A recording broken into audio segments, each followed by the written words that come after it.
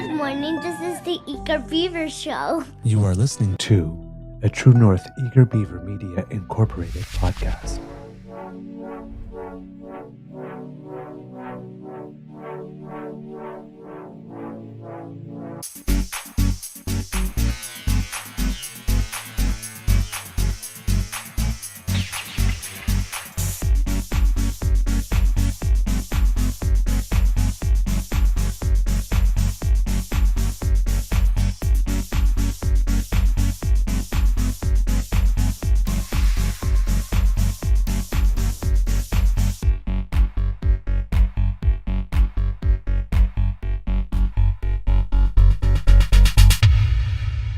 True North Eager Beaver podcasts are proudly brought to you by our founding sponsors, the Miss V Mysteries from Corvid Moon Publishing, your source for science fiction, fantasy, and cozy mysteries featuring a broad diversity of characters. PsychicTarot.ca, book your tarot reading and unlock your spiritual journey. And the Pepper Master, hot pepper sauces made from farm-fresh ingredients to thrill your taste buds and expand your mind.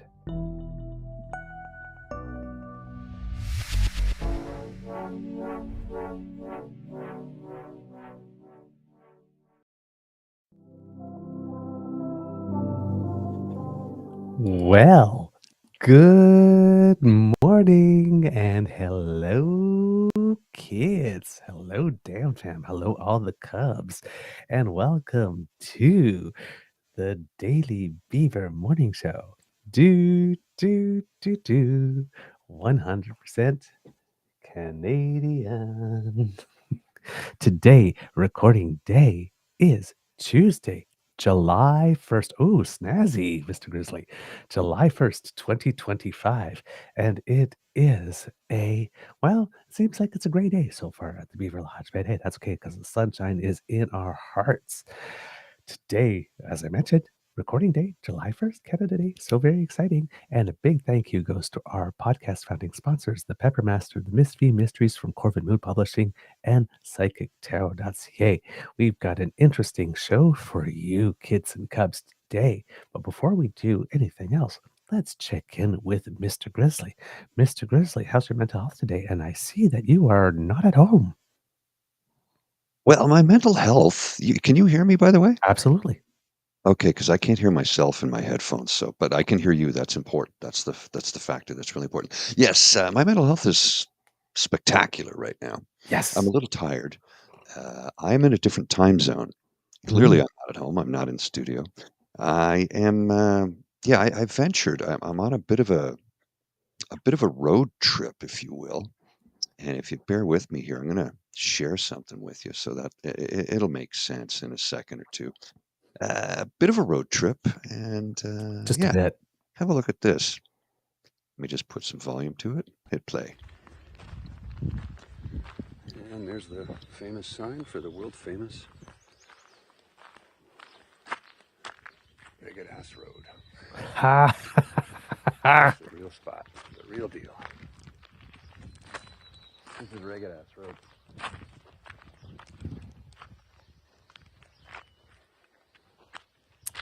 Where's the bush? So, I don't know if anybody is familiar with Ragged Ass Road, but Ragged Ass Road is here. I am in Yellowknife, Northwest Territories. We're here for 5 days. I guess we arrived Sunday, and we fly back on Saturday. So here for some work with Rhetorica, which is my beloved Bridget's company. So yeah, a little promo there for my lovely lady.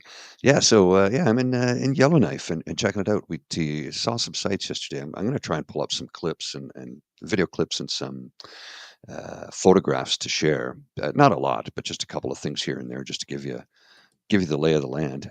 This one I think you'll find particularly interesting, sir. Okay. Share the screen.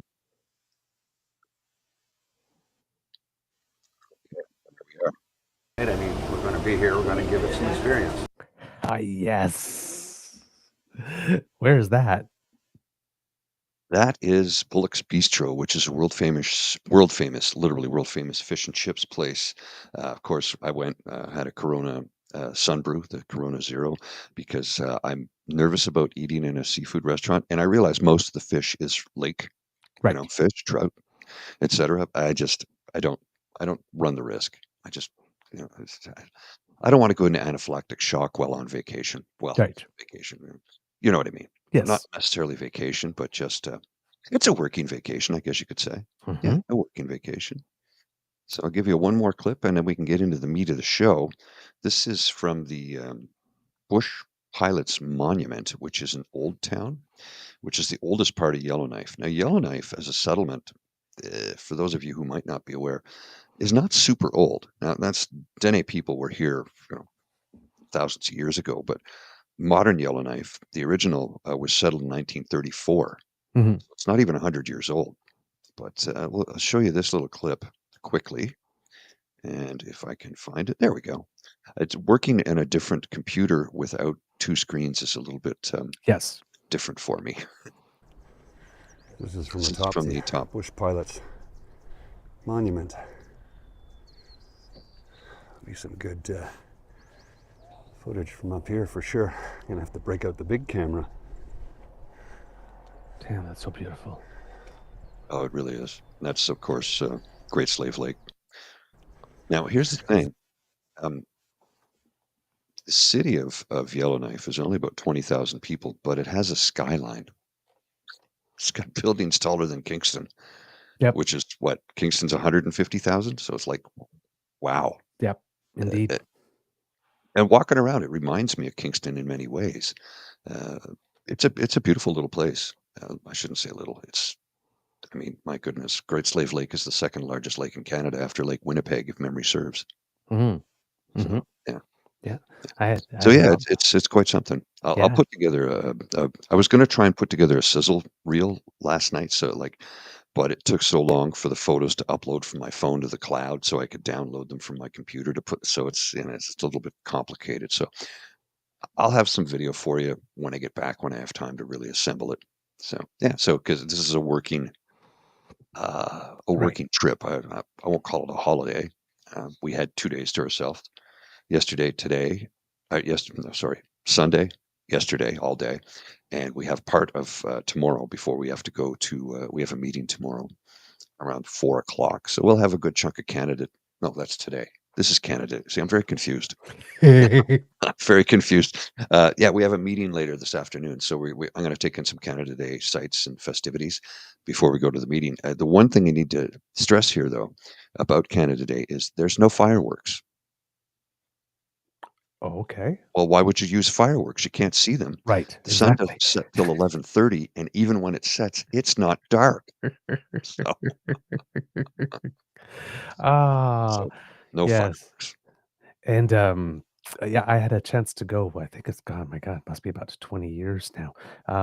How did you like uh like you experienced the sun not going down, right? Fully. So what was that like? Well, the first night we got here, because it's a 2-hour time difference, so it's around 10 o'clock Ottawa time and at 8 o'clock here, and we're looking at one another, just fighting to stay awake. Uh, it's not so much the jet lag. Jet lag is certainly a part of it, but it is traveling is exhausting, right? So yeah, we went to bed at 10 o'clock Ottawa time, 8 o'clock Yellowknife time. Last night I managed to stay up till 10 o'clock Yellowknife time. And then I thought, well, I was going to stay up late to watch. And I'm like, oh no, I got to get up at 4:30 to do this show. So maybe I'll go to bed. So I'll be Ah, 100% honest with you. This morning, I'm probably going to duck out a little bit earlier than normal because I need little bit more beauty rest. I mean, you can tell I'm a little bleary eyed. And yeah, it's trying to give you a little sort of scene of the neighborhood we're in. We're in technically what is called the suburb of Yellowknife. It's just north of the city. It's a 15-minute walk to the hotel we'll be staying in a couple of days or tomorrow, I guess. I'm not even sure. Time is irrelevant right now. But yeah, it's about a 15-minute walk into town from where we are, but you go through the entire suburb. So if you lived at the south end of the suburb, you'd probably be a 5-minute walk to town. So, and it's beautiful here. It really is. Not just the area we're in, but the the Airbnb we have. Mhm. I'll send you a video of that later. I'll put some video. Just trying to get everything organized in my head here, you know? Yep. Absolutely. Oh, wow. So, oh my God, I'm so excited for you. I had a chance to go to like I said, Yellowknife about 20 something years ago. It was also for work, and we happened to be there for Pride. So it was like just Okay. after the solstice. It was like June 22nd, 23rd, or something. And back then, Pride consisted of free cake in front of the post office at noon, a free swim at the pool, and then a potluck dinner with silent auction at the ski lodge. And um, uh, when we got to the ski lodge, it was 38 lesbians and one gay man from Yellowknife, and then the two of us who were there on work for work. So that one gay man in Yellowknife must have been very, very, very lonely. Really? Well, I think it's quite a bit different now. I didn't notice any. I saw pride flags up though. I didn't notice any celebrations, but this city is very incredibly diverse. Yes. Incredibly diverse. And we met a person here who is charming, absolutely charming, from Toronto originally, moved here about 11 years ago, and she's like, "I'm never going back. This is home. I love it here." Hmm. She says, "Everything I could get in Toronto, I can get here," and it's true. Hmm. It's absolutely true. She goes, "Sure, there's one theater, there's one movie house, you know, like one cinema, one theater for live performances. There's some nightclubs, but," she says, "the best Ethiopian food I've ever had in my life is right here in Yellowknife. Right? There's sushi restaurants, there's whatever you want. It's all here in Yellowknife, all of it. Sure, you don't have as wide of a choice of, you know, certain things, but it's all here. Like Yep. you would want for nothing." And here's the thing that surprised, I think, Bridget and I the most was how we went to get groceries and we're at the grocery store and I'm like, these some of this stuff is cheaper than what I pay back home. Okay. Like, not joking. Like a big thing of mayo. I paid $8.99 for the Hellman's mayo about a week ago. It was $6.99 here on sale. Okay. So, but anything you want, it's here. It's all here. So, dining out, some things are a little more expensive. Others are the same price. Beverages are the same price. Real estate's expensive here, though, Hmm. but it's what you would pay in Ottawa. Right. So it's all relative. And the median income in Yellowknife is $165,000. Hmm. So, you know, there's no more gold mines, but there are the diamond mines and federal government. And, you know, there's a lot of, there's like 3 or 4 airlines that, you know, Bush Pilot Airlines, that sort of thing. Yeah, it's quite something. It's quite something. Yeah.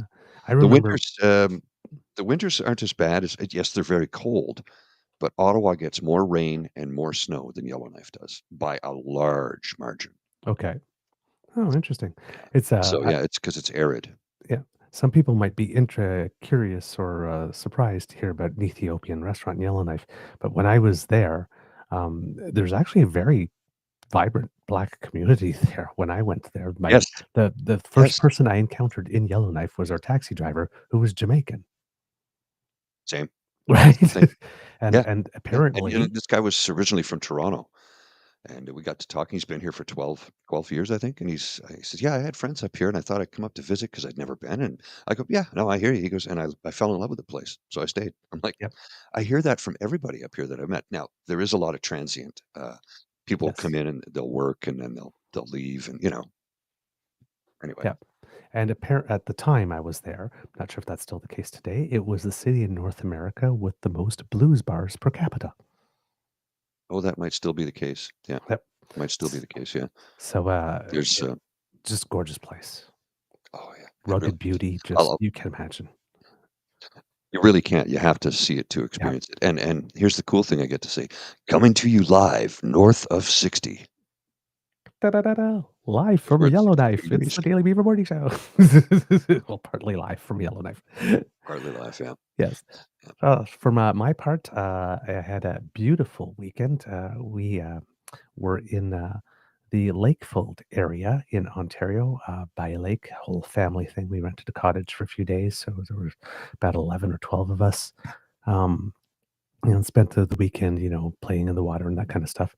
Unfortunately, I didn't get to play in the water because my foot isn't strong enough to flap back and forth in the water and make sure that I keep my head above. So, and thought of doing it with a life vest and all that kind of stuff, but um, just the dock was a little too high and the current was a little strong, so I figured I'd play it safe just in case nobody was able to get me back to shore. But had a lovely time, and then yesterday, friends and family, larger group got together at someone's house in the Lakefield area, and we had a pre-Canada Day celebration. So we were there from like 1:30 in the afternoon until about 8:30 in the evening. Just lots of food, lots of kids running around, and a whole bunch. So I mean, we must have been like 35, 40 altogether. So just a lovely thing. It's becoming an annual event. We went last year and this year, and it seems that they want to do it again next year. So wow, um, just a just a gorgeous time, really. I had I have absolutely no complaints. And I actually, because we had 2 recorded shows, um, I actually woke up every single day except for yesterday past 8. Yeah, I'm normally Friday up at morning, 4:35. I woke up Friday morning at 7:30. It was 8 o'clock, I think, when I woke up. I was yeah. Yesterday, I was obviously because it's 2 hours earlier here. I was up early. No, I slept in actually. Yeah, Bridget, I slept until 8:30 yesterday, right? Yeah, I slept in yesterday. What am Yeah, I saying? So that would be 10:30 Ottawa time. I know. I was just not equipped. It's like, wow, this is what it Gonna give feels you like to wake up at normal human time. give you a quick. I shot just a 360 video of the Airbnb we're in, and I'll show you this really quickly here. It's quite nice, and it's perfect. Nice. So this is the first place we're staying in, Airbnb. A Murphy bed, nice comfortable Murphy bed. You can see we got a nice view of the lake over there. You can see it. A nice couch and laid out. And there's a broadcast center. Yeah, it's a nice spot. Well worth it. Well worth it. Wow, very nice. Some of the Yeah, kids were wondering, given that you spoke of your beloved's company, what does Rhetorica do? Orica is well, actually, Bridget, could you come over here and describe this specific? Yeah, no, it's fine. It's fine. We'll just lean in here. Hello. Morning. Hi, Douglas. So lovely to see Happy you. Canada Day. I still haven't figured this thing out. There you go. Now you're in frame. So what does Rhetorica I can't do? hear and I don't listen too good either, eh? What does Rhetorica do? So I'm a solopreneur, but I do get to work with fabulous people sometimes. And Douglas. And so I started it a long time ago because I'm really old. 25 years I've been in business, and I'm ready to get off the roller coaster, I'll be honest. Consulting is a real roller coaster. However, what I do is communications and stakeholder engagement and Indigenous engagement. As I mentioned in the chat, I focus a lot on Indigenous rights and priorities. So this is a really cool place to be in Yellowknife for that. Well, anywhere Yeah, in Canada, Turtle Island. And yeah, I love what I do, and I'm really happy to be up here. This is my 5th time in Yellowknife, I think. nice. And honestly, if I could live in a northern North of 60 community, it would be here. Mm. Anyway, I hope everyone has a great day. And my mom's not watching, but happy birthday, Mary Charlotte. Oh, that's Prettiest girl in true. Renfrew. Happy birthday, Britt's mom. Thanks, Mwah. Douglas. Okay. And happy birthday to Kit Carole as well. Nona, happy birthday to you. And I know there's somebody else's birthday, and I can't remember it off the top of my head. So maybe when there's a clip, I will elegantly slip away and I find out because I actually noted it on my calendar, but I just can't remember it off the top of my head. So I could wish you a happy birthday too. It's also a birthday Mine's for on us, Mr. Saturday. Grizzly. Pardon? Mine's on Saturday. Yes. Mr. Grizzly's birthday is on Saturday. And it's also a birthday for us, Mr. Grizzly, because it's Yes, it 3 is. years ago today that we launched well, basically you launched our YouTube channel because I wasn't so sure I wanted to do YouTube yet. 'Cause I'm already putting my voice to my thoughts. I'm not sure if I want to put my face to my thoughts too.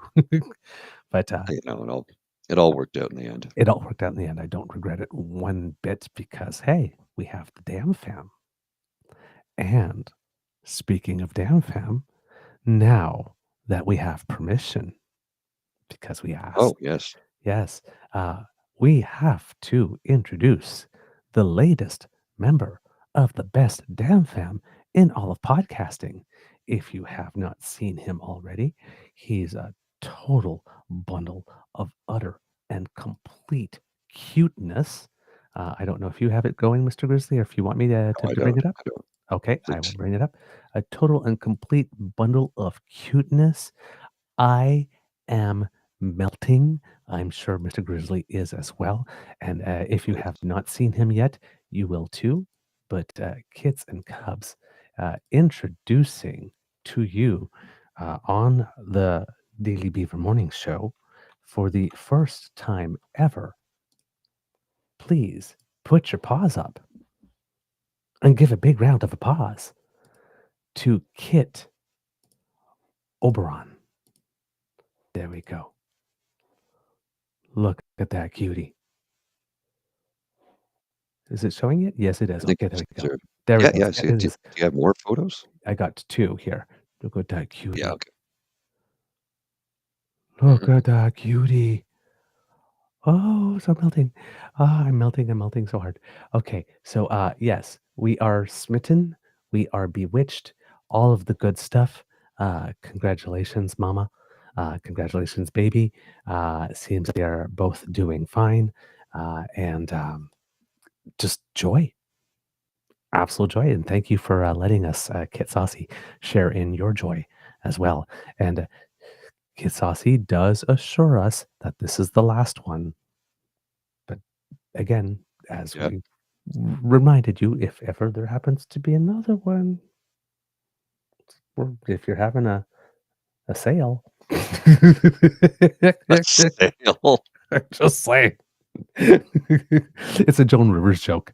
At one point, she came on stage one time, first time at a comedy show, and she had a whole bunch of kids, and she said, "Brandon, Angelina, we're having a fire sale." Okay. All right. I wasn't sure what you meant by that. So yes, well, no, just absolute joy, absolute joy. He's such a cutie. Oh my god. And apparently he is doing very, very well, eating well, sleeping well, all the good stuff. Gaining some weight already, which is good. Just 3 cheers. Hip Nice. hip hooray! Hip hip hooray! Hip hip hooray! Well, I would have flipped this around the other way and had a less backlighting, but nobody wants to look at a toilet, right? So No, that's why I probably not. chose this. There is a desk over there, but Bridget's working, so I thought, yeah, this will work. Tomorrow will be a different scenario because we'll be in the Explorer Hotel, which is the largest hotel in Yellowknife, Mhm. and it's an awesome place. We met a really cool person there who I'm hoping they'll sit down with me and I can record some video. Nice. Super awesome, cool human being, and spreading the love. I handed a couple of stickers off, and I said, "Here." And if she's like, "Oh, thanks," it's a political podcast. "Oh, thanks." I go, "We're a progressive centrist who lean left." She's like, "Oh, thank God. I thought you were giving me some sort of right wing." I go, "No, no." I said, if Skippy walked in the door here, I'd get up and say, "Get out." She goes, "Okay." All right, kids and cubs. So, did I have anything else in the intro before we get started into this? Just making sure I I got don't know. everything. No, I think that is absolutely everything. So, kids and cubs, did anything happen on the weekend? Oh my word! It's been a busy weekend. We were gone for 4 days, basically. Yeah, exactly. So there's a lot to cover. One of the big pieces of news, and it's probably the biggest piece that has come up, has something to do with our trade negotiations with the United States, because it seems that today Canada Day is on a Tuesday, and if we're talking about Tuesday, then often, unfortunately, it means that we're talking about Taco Tuesdays. And well, the commander in chief, over the course of the weekend, decided that he was going to have a big little hissy fit. Because Is I what he don't want. does, right? Yep, exactly. Now, we have to look at the context of this. Now, remember, he's got allegedly 90 deals in 90 days, and he's got concepts of a deal on one with the UK. And the original 90-day deadline was um, July 4th, which is in about 3 days. So Mhm. he's at day 87 with no deals. So 0 deals in 87 days. Now it seems that he gave himself an extension Well, no, somewhere along the way until the 8th or the 9th. But but he's been there longer than 100 days now, hasn't he? yes, I think so. Yes. He's Yeah. 1/18th through his mandate. God help us.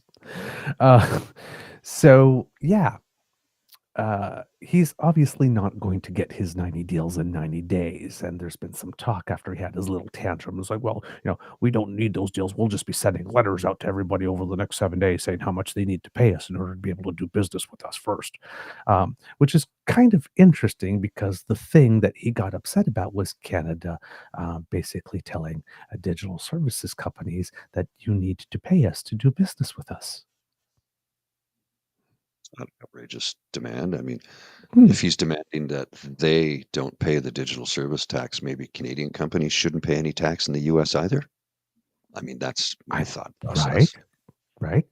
So, the digital services tax, as many of you may have heard, is a tax that we were going to put on companies, the big tech companies that do business in Canada, but don't necessarily have headquarters or office or storefronts here. So basically, they're making money off Canadians by selling stuff to Canadians, but it's not a tangible product that you can hold, right?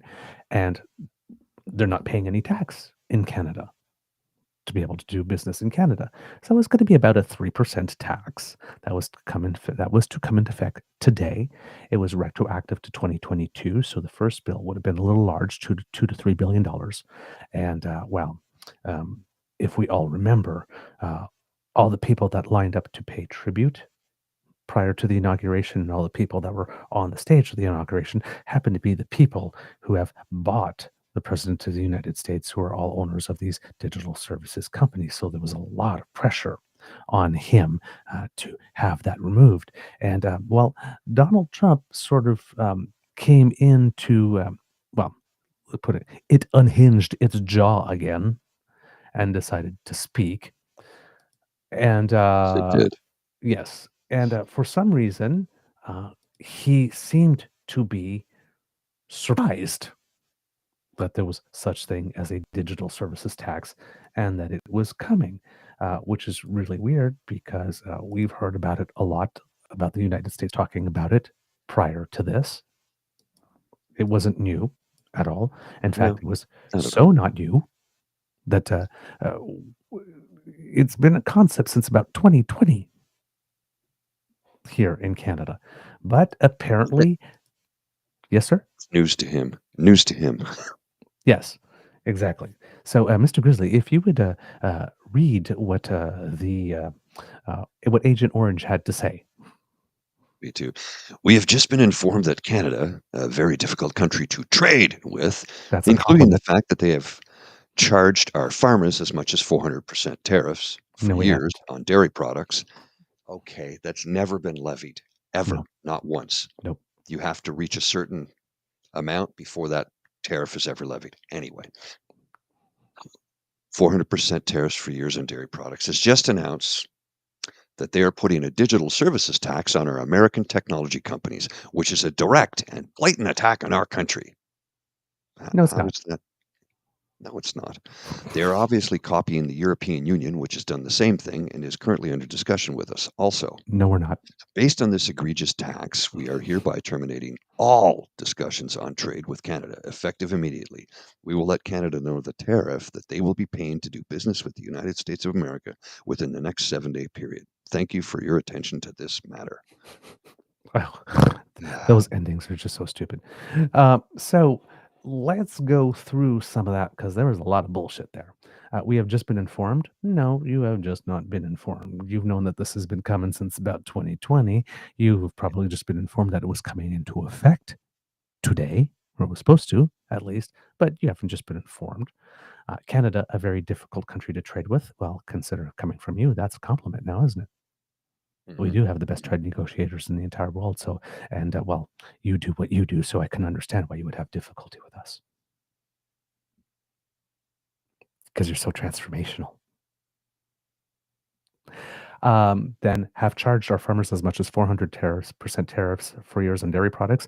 That's not actually true. There's a clause in the agreement that says, as Mr. Grizzly noted, that if they reach a certain level of production that comes into Canada, everything beyond that could be taxed at a higher tariffed at a higher rate. But like us with 2% of GDP for NATO, they've never reached that threshold. Well, and, So- and that was part of CUSMA, right? Exactly. A deal that he signed off on and said, yes. yeah, greatest deal in the history of ever. Absolutely. Meanwhile, though, Vermont does charge us a 200% tariff on butter. Oh, well. Just so you there know. Yeah, learned that yesterday. Just announced that they're putting a digital services tax on our American technology companies, which is a direct and blatant attack on our country. Not sure how us determining that if you do business in Canada, you should pay some tax in Canada is an attack on your country. But okay, President, me. They are obviously copying the European Union, which has done the same thing. That's not actually true. Now, there are nations in the European that have done that, and they're talking about that. But actually, we were talking with Europe about doing that, and then we thought that Europe was going too slow, so we decided to move, just put our foot on the pedal and go forward a little faster. So we're not actually copying the EU. It's more like the other way around at this point. And of course, we're going to stop all trade discussions effective immediately because, again, he's not going to get his 90 deals in 90 days. So, what a great better pretext than to say, well, Canada's being so unfair. He's got an interview with Maria Bartiromo, whatever her name is, on Fox, saying, like, Canada cheats because she asked him, right? Says, you just signed this deal with them. And like, says, yeah, but that's Canada cheats. And I'm just like, oh, dude, you are the one to be talking about cheating. Let's talk about your wives. Let's talk about the 34 felony convictions. Well, let's talk about spending some intimate time with Stormy Daniels while your wife lies in the maternity ward after just having given birth to your son. Yeah, exactly. So we will defer to your profound and deep and extensive experience in all things related to cheating, sir. So clear bullshit, clear front for the fact that he's not going to get his 90 deals in 90 days and therefore says, okay, well, we don't need that. We're just going to tell you what it is going to cost us now because you didn't succeed. So, okay. Now, Canada's response to that left many of us perplexed, a lot of us unhappy and discontent. And the response was that, yes, we are going to rescind this digital services tax that we've been working on since 2020. Because that's been ready to go since 2022, but we delayed implementation. I don't know what the strategy is here by Mark Carney. When I read that the other day, I went, what? Yep. What do you mean he's backing down? What happened to elbows up? What's going on? So my initial response is to get up in arms and upset, but I'm not going to lose my mind over it because I'm like, what the hell, dude? That's been negotiated 5 years. We've been working on what's going on. Then I took a sober second thought and I thought, well, this is Mark Carney, so there must be some strategy here. but I'm still not pleased with this. And I Yes. want people to, I'm not happy about this. It looks like he caved. Is he acquiescing to get something bigger from Trump in the future and make Trump feel like he's got a win here? Probably. I mean, the man's a master strategist, so. But on the surface, it makes us look weak, and it looks like he backed down. And of course, that gives the pundits and his detractors all the ammunition they need to fire rounds and salvos across his bow. And well, they've been doing that, haven't they? Yeah, because as Hugh says, we're living in the eternal now, right? Exactly. So yes, I was not happy with it. As so when I learned it, I said my first reaction is, "You got to be fucking kidding me!" right now. Yeah. And then yes, a lot of people said, "Well, trust Carney. He's a master strategist." And it's like, yes, I understand that, but as we mentioned as well, right? We don't have enough data points yet to know whether or We don't. not this is part of a master strategy, whether Mark Carney as prime minister is the same as Mark Carney as central banker, and et cetera, et cetera. So it's all very disconcerting and perplexing. I've been reading a lot of stuff, hearing a lot of stuff, and there's one person who gave a little additional perspective that made me calm down a little, and that is Todd Maffin, who we feature a lot Yes, I on did this. see that too. Yes. And he was going back through a little history, and we love history on the show. So here's the deal. Remember the Afro Arrow, and we backed down from that, and a lot of people were upset. And it turned out and says, yes, it was a technological marvel, but it is true also true at the time that it was extremely costly, and doing it would have had us have to invest sort of US style dollars into defense at that time. And if you remember, Kit Hugh telling us on the show yesterday that Canada's traditional position has been trying to like cheap out as much as possible when it comes to that It's kind of true. stuff. So the arrow was kind of counter to that. And it I seems that think we they bought, invested $800 million in the Arrow to get it up and running yeah, and we in bought, 1957. right. And then we bought Beaumarks instead, which weren't particularly effective at the time. But it seems that out of all of that came NORAD, which has served us very, very, very well up until recently, and not for an exorbitant amount of money. No, but I'm still mad at the Conservative Party and John Diefenbaker for killing the Arrow. Absolutely. But in acting, right, and sometimes in life, we have a saying that says rejection is sometimes God's protection for those who believe in God and that type of stuff. But let's say you don't, but Yeah, let's just say yeah, whatever, right? It's like sometimes yeah. you don't get a role in a play, and you talk to your friends who did get a role in the play, and you found out it was a disaster all the way through, and people were sniping at each other. And say, ooh, thank God I didn't do that one, Ooh, right? dodged a bullet. Exactly. It's So we didn't get the arrow, we didn't get the glory, but we also didn't get all the costs, whatnot. And then NORAD came along, and like I said, NORAD wasn't such a bad deal after all. And then he goes back in history and explains a couple of things uh, that kind of give the impression that is this a cave or is this a step back in order to regroup and come back stronger later? Could be. We'll get to that in a second.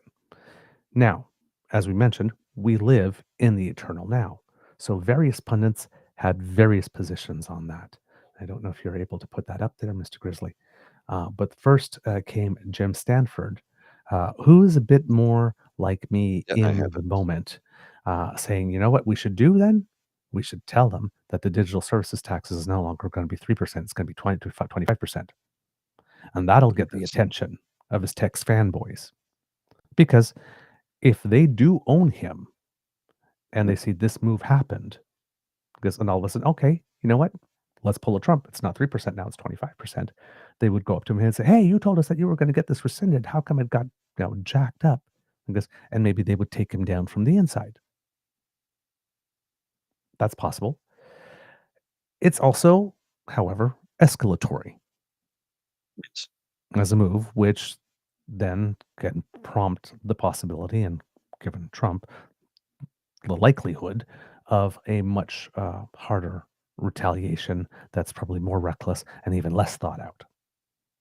So, Well, it's his fence, his wall, it just got 10 feet higher. Right. right. And Trump is the type of person, and we've seen this, you give him a little pishnut, a little finger flick like this, and he brings 10 Mike Tysons and tries to punch you into the ground. Right. I mean, that's what all of this is about, right? Just trying to make an example out of us to keep everybody else in the world in line. So there's that. And then other people like Goldie Hyder, who is a noted conservative, used to be work for Joe Clark back in the day. Um, his position is that, yeah, absolutely, we should be caving in on this. Absolutely. We're looking for a bigger deal. Anyway, this is just a small sacrifice. Let's just do it. He's the president of the Business Council of Canada. And he said he warned government for some time that the digital tax would not go over well with the Trump administration. Yeah, but what does? Right? We can't live our lives based on that. Quote, that unfortunate development has now come to pass. In an effort to get trade negotiations back on track, Canada should put forward an immediate proposal to eliminate the digital tax in exchange for elimination of tariffs from the United States. We have a bunch of these pundits that are more on the conservative side who seem to still insist that they live in a world in which there actually is the potential of any real deal and not just an illusion of a deal with the United States of America, a country, thanks to its president, whose word means absolutely nothing. We had a deal, NAFTA, and he decided that wasn't good enough. So he came up with another deal, which he now decides is not good enough. Ask Which Iran. he signed and said was the best deal in history, but many people are saying it's the greatest trade deal ever negotiated in history. Yep. Ask Iran how they feel about the U.S.'s signature on a deal after having dealt with Trump. Right? He's a petulant man-child who needs to be spanked. So, but we have this whole class and this whole group of people in the pundit class that keep on talking as if a deal is actually something that can be real with this guy. There is no deal to be made with this guy because whatever deal we make, whenever he wakes up the next day and gets in a snit, he decides that the deal unilaterally no longer stands. So why would we be sacrificing things for a deal that will not be one? Because there's no confidence whatsoever that that signature means anything. It has no worth. And you got Candice Lang, the CEO of the Canadian Chamber of Commerce, who reiterated her group's concern that the tax is inflammatory at a time of delicate relations with the U.S., but she said Canadian negotiators need, quote, the space to navigate talks at the table.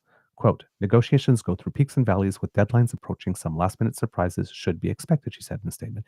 Yeah, but it's not like we scheduled this to fall in the middle of these negotiations. We scheduled this way back when we passed the law, and then Trump just decided that we're having these negotiations. So it's not anything we did to them. This was going to be happening anyway, and then he did what he did, and this is how the schedule just happened to fall. So we're in a situation here where not only is he trying to dictate our trade policy, but now he's trying to dictate our tax policy. So my initial reaction is to get my back up and say, no, you don't get to do that. You don't get to do that. Thank you very much. We determine how things are taxed in our own damn country. Thank you very much. So again, not happy with it and wondering, like, we traded this and for what for? What did we get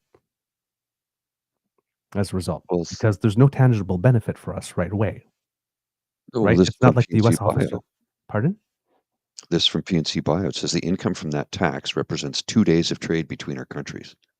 Let's not cut off our noses to spite our face. Need to placate him while we reorient Orientate is not a word, Paul. Reorient around the globe. I'm like, Yes. oh, okay. That's okay. That's Yes. thank you for that. Yes. Thank you We for need that. to buy some time and whatnot because the other things aren't set up and we're not generating revenue. But there's a principle at play here as well, right? It's definitely numbers game. 2 to 3 billion is not much in the context. Like our budget, I think our overall budget, I can't even remember what our overall budget is. Maybe about 2 trillion? No, I'm Well, not I sure. think our GDP is 3 trillion. 3 So trillion, yeah. So something like that. 3.03 Yeah, not budget, GDP. So Yes, yes, yeah. it's not that much in the scope of thing, and the Americans is so much even larger yet. But there is a basic principle at play here, like this: that he stands up, he says, "I want." It's like we give, and what do we get in return? Another punch in the face. We have to remember, they punched us first, and they punched us Yeah. over again and again and again and again. At some point, right? You want to say, like, just hit him back. And I understand it's cathartic, right? And it's like 5 seconds of, oh, yes, for a whole lot of pain to come. I get that, right? But this one was like planned, passed. There was a law, there was a date. They knew it was coming. They saw it was coming. This was not a surprise. Other countries have done it. This should not have generated this type of response, right? Now, Kit PNCO asks, do you really think the rest of the world looks at us as having been emasculated because the White House press secretary said that's what happened? Of course not, because nobody takes her seriously either. She's a human dipstick. But it's not the point, right? At some point, the point is that we have calls coming from inside the house that are just itching to latch onto this, right? You've seen all this stuff. Oh my God, it's elbows down. It's elbows down. It's, elbows down and on your knees. All of this stuff is happening. So it is a perplexing decision on its face at first. Yes. At first. Now, we had Premier Wab Kinew, upon hearing about this, who had decided to very elegantly troll Premier Smith and Moe. Love this so much. Hang on a sec. I'll bring it up here. Just give me a sec. But as you remember, Danielle Smith decided at one point that she was going to allow American booze back into Alberta liquor stores, even though they're not fully regulated and can make some of their own decision. That's that type of stuff. She did allow that, and then Scott Moe went better and just removed all action against the United States, counteraction. But Wab Kinew is throwing shade and flipping spade to his two neighbors directly to the west, and it made me a little happy. What Good did he thing say, we Mr. Grizzly? Good thing we didn't put the U.S. booze back on the shelves. Hashtag elbows up Canada. Yeah.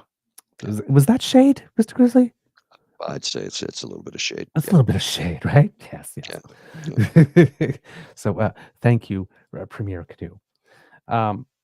Gary Mason, who is an editorialist with the Globe and Mail, had a very interesting piece about this that I very much recommend you read if you have the time and the inclination. For some reason, there we go. Come on. There we go. Computer is being a little temperamental there, but we got it. It's called Trump Says He's Ending Trade Talks with Canada Over Digital Services Tax. Actually, this isn't from Gary Mason. Sorry, I'm mistaken. It was from Adrian Morrow and Robert Fife. It was Gary Mason, though, who was sharing it when I found it. Okay. So you might want to look at this, but it has a couple of things in here. It says the digital services tax, which is modeled on similar levies by European countries, places a 3% charge on services provided by major technology companies in Canada. U.S. giants such as Amazon, Google, Facebook, Uber, and Airbnb are expected to be affected. And if you look around the world, some of the digital services taxes that have been charged up until now, the average comes to about 3.8%. Now, there's Canadian Senator Hassan Yusuf, who was sitting on the Prime Minister's Advisory Council, said that Trump's move was purely a pressure tactic and Canada should not take the bait. Quote, he's trying to gain leverage on us in the context of the talks and using it to see what he can exploit to keep the pressure on us. And I think if we don't, I think we don't react to it. We kind of expected them to do something dramatic. He thinks every time he reacts like this, he will get a reaction out of us. And I think we just stop reacting and we'll negotiate if we can get a good deal. He said that there wasn't much to talk about the president's announcement during the advisory council meeting. The group is made up of business and labor leaders, and prominent Canadians, members of the council, only heard about Mr. Trump's threat near the end of the meeting. So they were actually meeting, and this came up. He said, Mr. Yusuf also added, there's a lot of pain going on in certain sectors, and we are likely to have more tariffs before we get to someplace, so people should bear that all in mind. So, not reacting, right? So, and basically that's what Prime Minister Mark Carney did. Didn't react. And then he had his finance minister basically say, fine, we'll rescind it. And we'll introduce legislation in the fall to rescind it. And that's where I got a little more upset, I will be honest, because why the hell do we need to rescind the law that it took us so long to pass in the first place? Why not simply elegantly delay or suspend the onset of the tax on condition of successful negotiation of a trade deal that lasts? Why not use it as a sort of Damocles over their head, saying, okay, fine, we will not charge you that digital service tax because we know that if it comes, Mr. Trump, your life will become much more difficult in-house with all the people that have showed up to pay tribute. And so long as we do get a deal in the 30 days, like Mr. Carney asked, and that deal holds, then there will be no digital services tax. But the second it doesn't, it gets slapped back on because we have the legislation. Why rescind the legislation? Why go that far? Yeah. Okay. Yeah. So again, I'm still upset. But there's more to come. Then we get we're seeing clips from the United States. We have Scott Bessent, who is the U.S. Treasury Secretary. I'm not sure if you're able to show that from where you are. If you'd rather I do it from over here, Mr. Grizzly. Yeah, if you could do it from there, that would be great. Great, because it's video and he had this little moment on the news, which had me the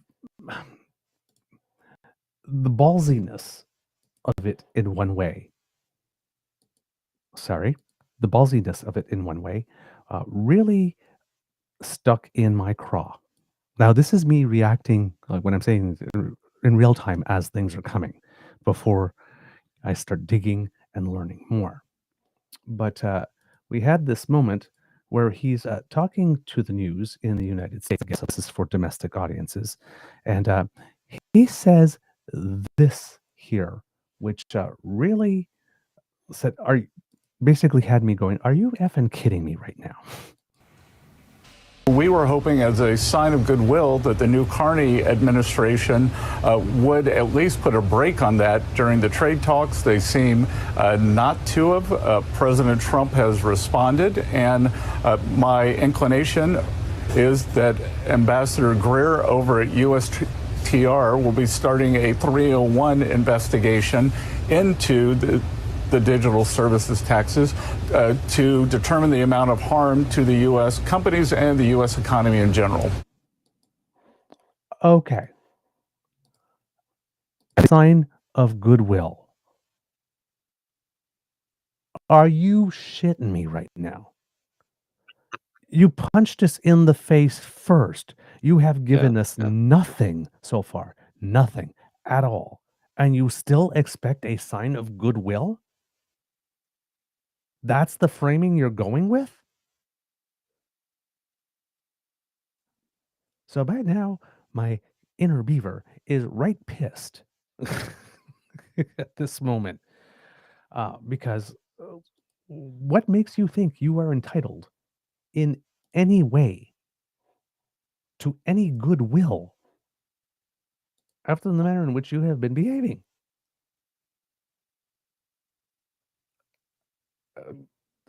the lack of self-awareness at play here is really something. Oh, yeah.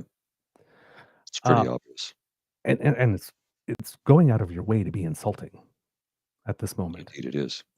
Mr. Grizzly, are you still with us for a bit, or? I'll be honest with you, I'm fading fast. Okay. I really am. I apologize, folks, but it's 2 hours earlier here, and we have quite a day ahead of us. Actually, I'm going to shoot some video today as well. I'll gather some stuff so everybody can see how Canada Day carries on here in Yellowknife, Northwest Territories capital. But I am going to take this moment to say bid everyone adieu for the day, because I do have to go lie down. Sorry, my apologies. But I'm on the road. I had to bring a lot of gear with me. Yep. And yesterday I tried to bring out the drone to do some nice aerial photography. You have to be outside of the city because the flight patterns for the aircraft is directly over the city. You cannot fly a drone within city limits. Didn't know that. I discovered that because it wouldn't take off. It would not allow me to do it. So anyway, I'm going to bid you all adieu. I'll have some footage for you folks tomorrow of the Canada Day celebrations here in Yellowknife. Until I see you again, you take care. I'm going to go get some rest. Thank you, my friend. Rest well. You're welcome. Bye. As we say on the show, self-care before everything, right? And going through the chat here and seeing, the DAMFAM reminded me of the other birthday. And how could I ever forget? Oh my God. The lovely, wonderful, utterly delicious, fierce, and fabulous Kit Jen. Happy birthday, my lovely. Oh, I hope it is as fabulous and fierce as you are. And we know that you are. So there you go.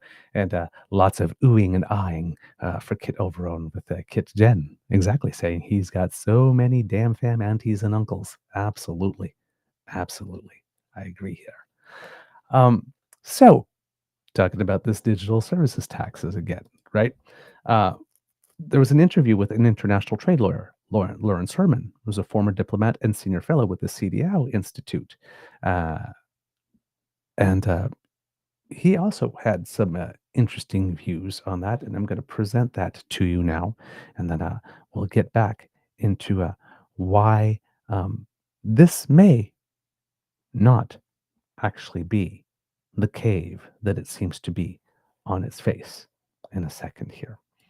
But first, let's hear from this very experienced trade lawyer who had a take on it, which again, at the time, before I learning out more, I very much agreed with and resonated with me. Again, as a proud Canadian, that's tired of getting punched in the face.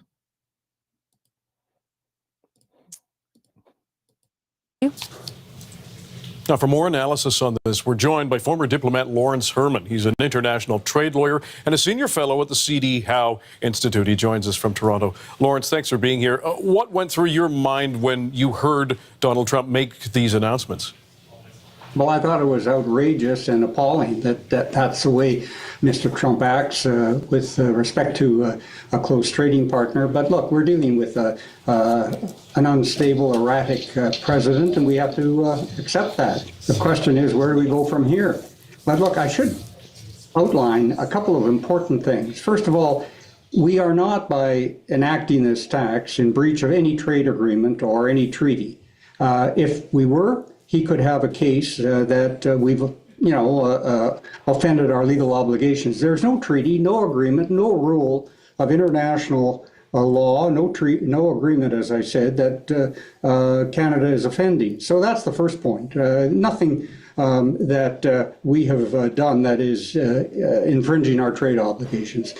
Secondly, as your commentary pointed out earlier, this tax has been around for 2 years. It's not a surprise, or should not have been a surprise to the United States. The other thing is, if they were so concerned about this, it could have been on the agenda for the ongoing trade negotiations and could have been signaled that this was going to be a problem in ongoing negotiations, but there was nothing said about it officially by the United States for months and months and months. So this comes at the last moment. And the other thing that is important is that 40 other countries have digital service taxes, including many European countries, France, Austria, Italy, Spain.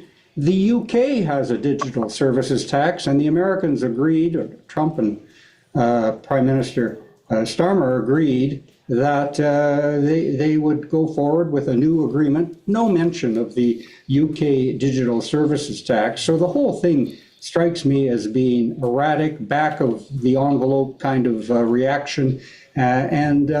As I said before, I think Canada should go forward with this measure, even though there are those who think it was inappropriate and inopportune, but we have no choice. We have to go the course, and to retreat at this point under these kinds of outrageous threats would be the wrong move.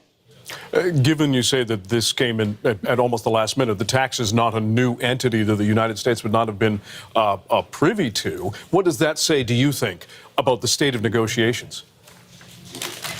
Well, it just shows how erratic the White House is and the president himself, that this sort of thing would come up at the last minute. And not only that, to suggest that it is an attack on U.S. companies is wrong. It's non-discriminatory. As I said before, there's no indication that this breaches any of Canada's international obligations. It is not discriminatory. It applies across the board. It is perfectly consistent with our trade agreements.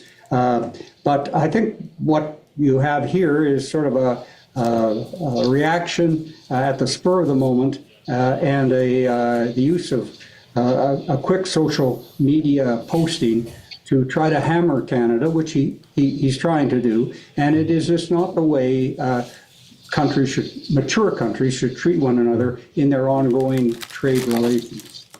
Lastly, Lawrence, we appreciate your time. If you're in that room with Canada's officials negotiating this trade deal, and possibly with the Prime Minister, what's your advice to them? Well, as I said before, I think under the circumstances, Canada should stay the course. We have a policy, and we should continue with that policy. But we could, at the same time, say there are things that both countries need to negotiate. There are lots of things the Americans do that we don't agree with. Let's sit down and see whether we can sort this out and come to some kind of conclusion that mature democratic countries should be doing with one another. That's the way to approach this. But to threaten Canada with tariffs and to talk about an attack on U.S. industry is just unacceptable. It's a foolish response on the part of the president. And I think, as I said before, the Canadian government should coolly, reasonably proceed with this measure, and Mr. Carney and the president should have a serious discussion about where we go from here. Lawrence Herman, former diplomat and international trade lawyer, a senior fellow at the City Howe Institute. We appreciate your time and expertise. Thanks for joining us. You're welcome. All right, kits and cubs. So, again, some more information that what we were doing, completely legal, completely within our rights. All the complaints that are coming there have absolutely nothing to do with reality. They're not tethered to it. But we are also living in Trump's reality, sadly. This is the kind of stuff that we get. Now, from the Government of Canada, when this was announced, June 29th, Canada's new government is engaged in complex negotiations on a new economic and security partnership with the United States focused on getting the best deal for Canadian workers and businesses. Prime Minister Carney has been clear that Canada will take as long as necessary, but no longer to achieve that deal. To support those negotiations, the Minister of Finance and National Revenue, the Honourable François-Philippe Champagne, announced today that Canada would rescind the digital services tax in anticipation of a mutually beneficial comprehensive trade agreement with the United States. Consistent with this action, Prime Minister Carney and President Trump have agreed that parties will resume negotiations with a view towards agreeing on a deal by July 21st, 2025. So this negotiation that was off, we're done with Canada. I don't want to talk about Canada anymore. I don't want to talk to Canada anymore. Well, that lasted a couple of seconds. We removed the irritant, quote unquote, and now the negotiations are going to keep on going until July 21st. There's probably going to be more stuff like this between now and then, right? So he's going to find another reason to complain about something before we get there, that's for sure, because he thought that this would upend it. We just removed the irritant. He's got no reason not to talk to us anymore. It goes on. Strategically, that is a key move.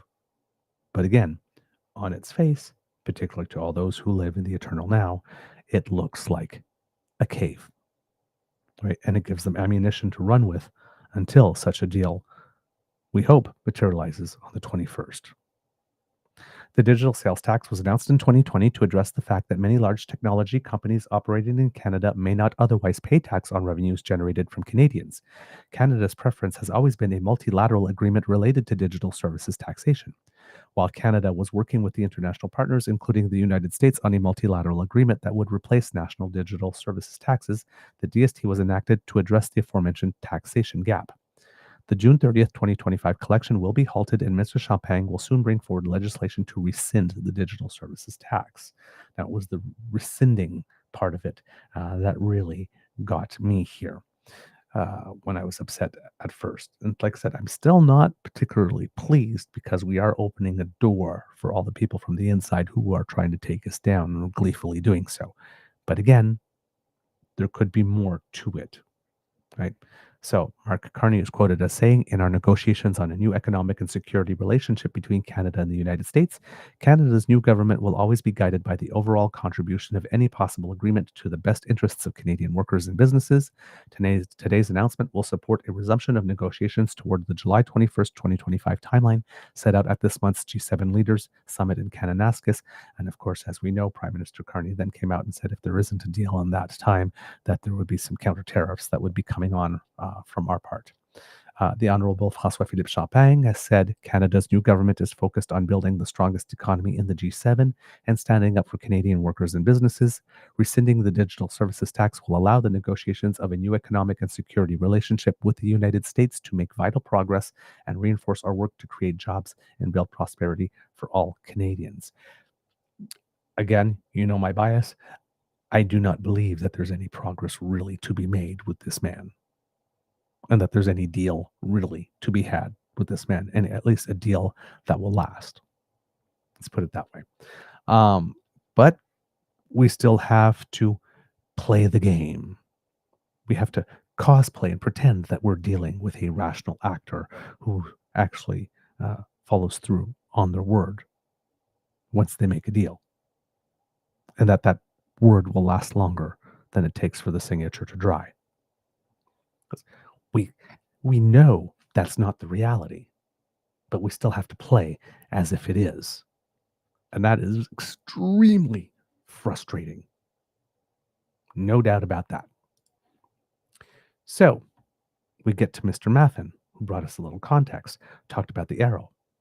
But he also talked about another thing that happened around that time.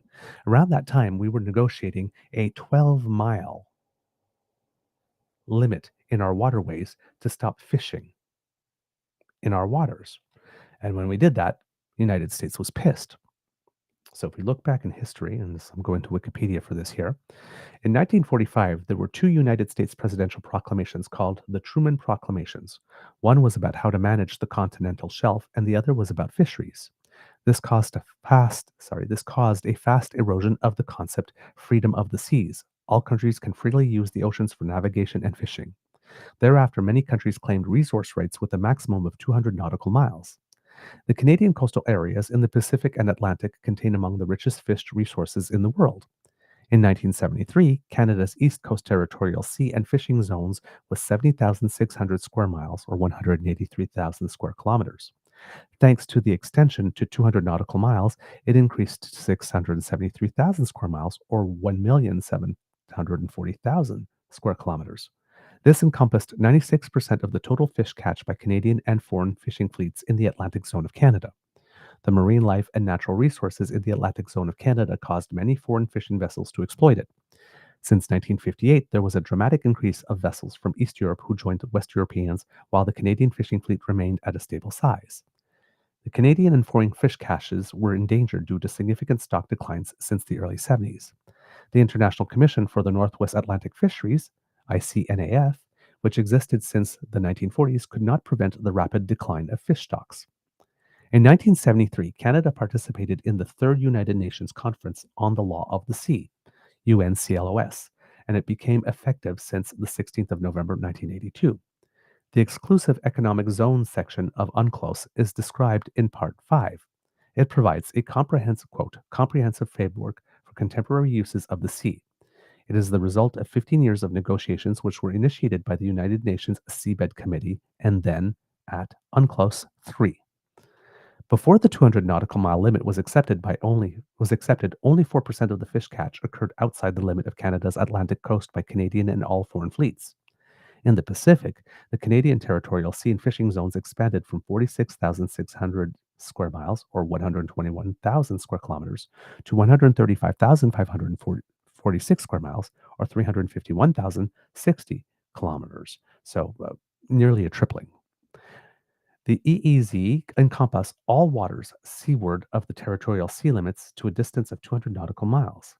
All countries still have numerous high seas rights for transit and communication. In 1994, the convention was adopted after the deposit of the minimum 60 ratifications. So what happened is that the United States, complained about that. We backed down, giving them, as Todd Maffin says, an easy win that allowed that they could crow about to their bases.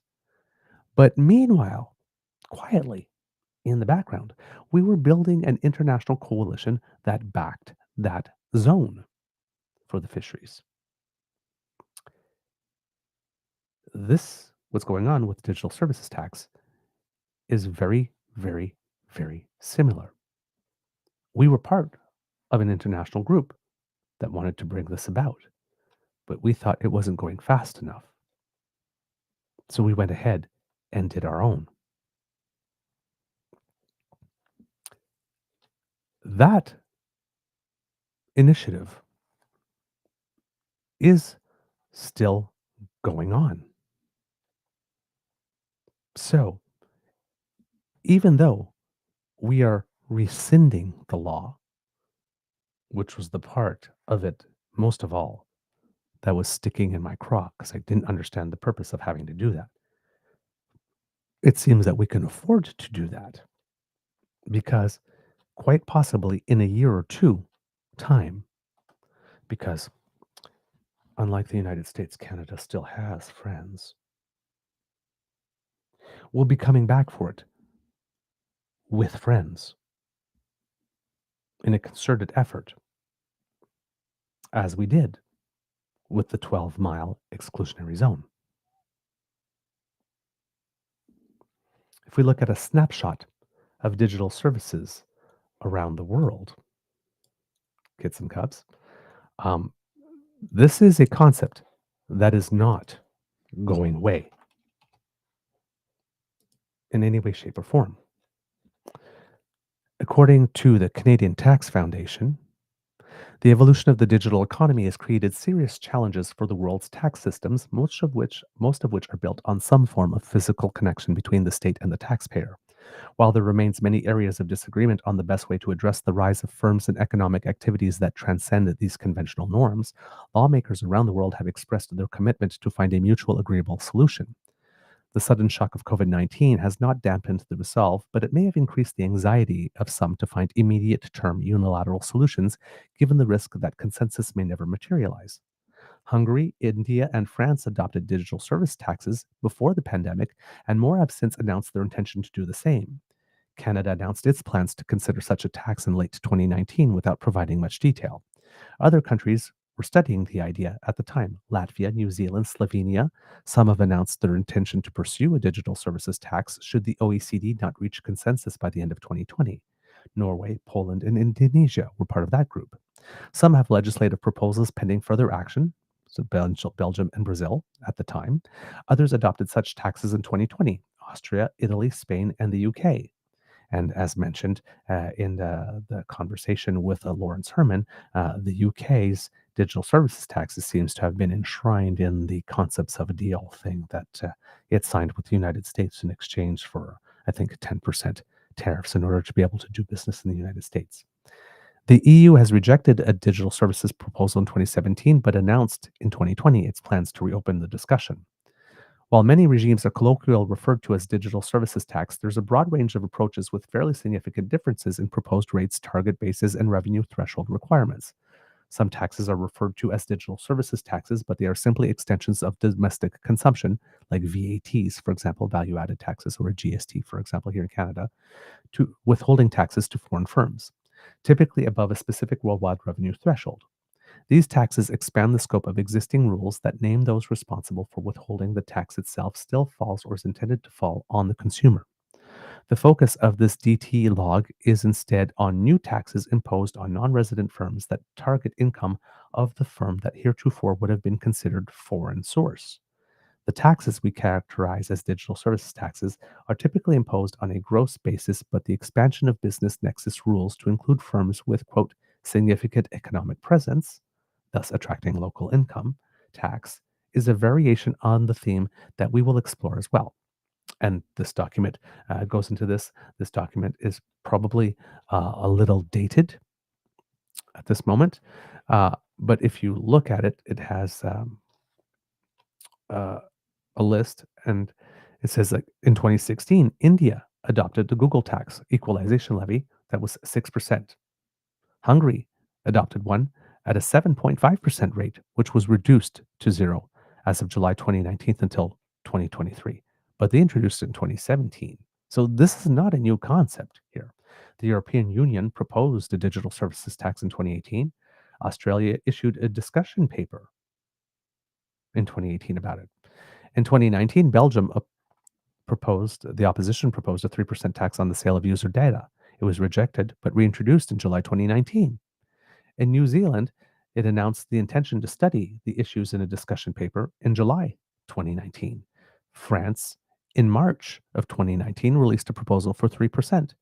The USA, in July of 2019, announced the launch of an investigation into the French digital services tax to determine if actionable and discriminatory or unreasonable, or if it was unreasonable policy. So back as far as 2019, the United States started to go, hey, that's not fair. France adopted a digital service tax retroactive to January 2019 in July of 2020. It was delayed to end. It was delayed to the end of 2020 after the U.S. threatened retaliatory tariffs. Again, the Czech Republic proposed a 77% DST on revenues from targeted advertising, user data, and digital services. Also, again, in 2019. It was a very busy year for that. In 2019, December, Canada announced plans to consider 3% DST.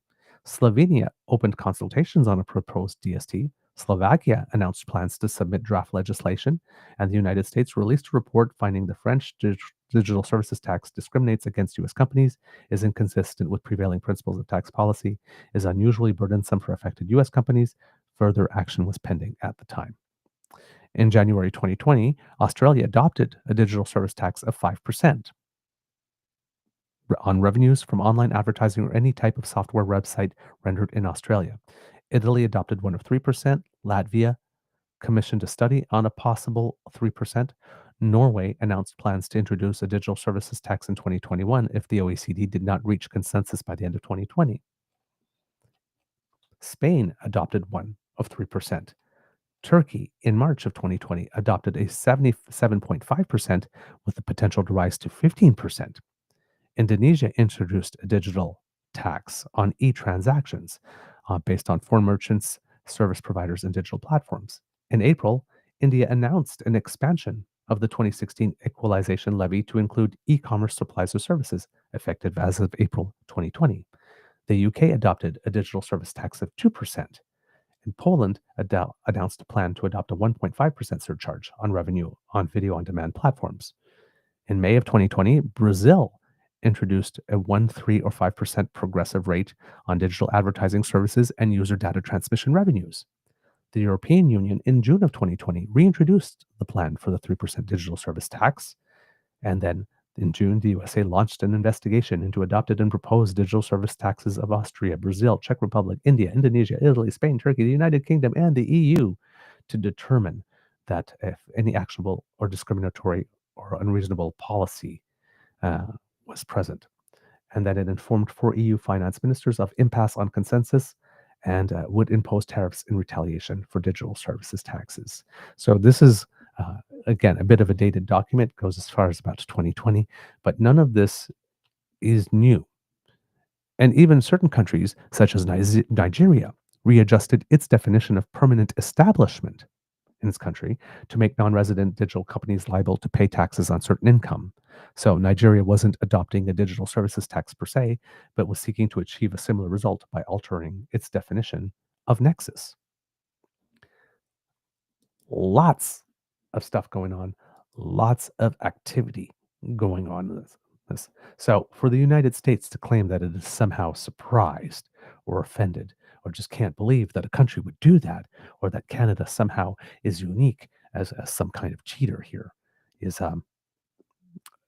it's a bit much. It stretches credulity here, but it plays very well to the base at home,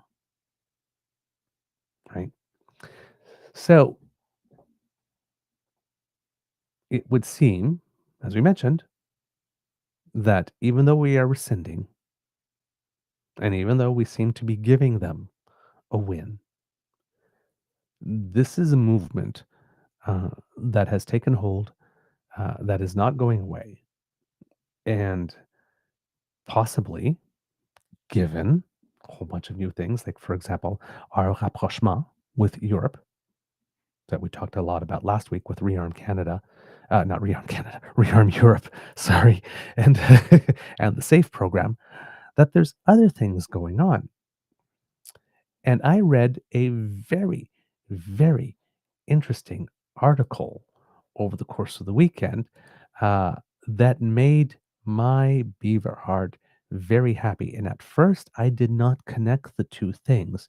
But when I heard Todd Maffin talking about how this digital service tax is definitely still on globally, and that in a year or two, we might be coming back with friends, all of a sudden, this article that I read came back into my focus. And I thought, oh, that might be part of what's going on. Now, we've mentioned this maybe once or twice on the show. We haven't been drum beating this, but we wondered, and this was quite a while ago, that Canada was a very interesting position because, we were, as Mark Carney says, one of the most European of the non-European nations, and we have good relationships with the EU. And then we're part of the CPTPP, right? Which is has a lot of Pacific nations involved in it, and a lot of nations in Asia that was participating in that. And I was always wondering, gee, wouldn't it be interesting if Canada, as a member of CETA, the free trade deal that we had with Europe, and as part of the CPTPP, what if those two groups that we were a part of somehow could come together, given that we were a member of both? And could we play some type of role in having that happen?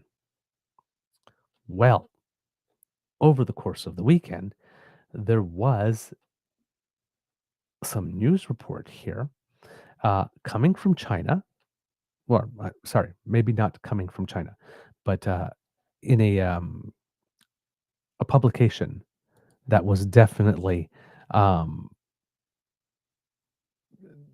speaking to audiences that were definitely interested in that which was going on in China, talking about a possible union of some type between the CPTPP and the CETA nations in terms of a trade agreement, which would be really something spectacular because when you put those nations together, all of a sudden, that's a very important trading bloc.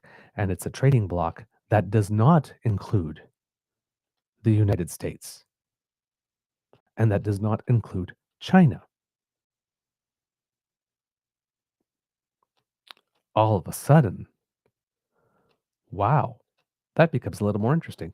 Now, because it was a paper that talked about this, I wanted to get it corroborated. So this is from ChinaDaily.com, and the title is EU Considers Asia Pacific Partnership to Counter US Tariffs. This came out on June 27th. International relations and analysts and business leaders have welcomed the European Union's consideration of new trade alliances, suggesting it may be a necessary step as diplomats weigh the choice between accepting a quick United States deal within 2 weeks or risking a longer trade dispute to secure better terms. Facing a July 9th deadline from the US to agree on trade terms, the EU is exploring an alliance with Asia Pacific nations that could reshape global commerce. As reported by Politico, European Commission President Ursula von der Leyen floated the idea Thursday that the EU's 27 member states could join forces with the 12-member Comprehensive and Progressive Agreement for Trans-Pacific Partnership, or CPTPP, which includes the United Kingdom, to form a new world trade initiative, noting that U.S. participation would not be automatic. Speaking at the end of an EU leaders summit in Brussels in the early hours of Friday morning, von der Leyen said such a plan would, quote, show to the world that free trade with a large number of countries is possible on a rules-based foundation. This is a project where I think we should really engage on because CPTPP and the European Union is mighty, she added. Von der Leyen pointed out that any U.S. role would need joint EU CPTPP approval, saying, quote, as far as I understand, the Americans left at a certain point. EU leaders will make their final decision under significant pressure, according to Jian Jumbo, director of the Center for China-Europe Relations at Fudan University.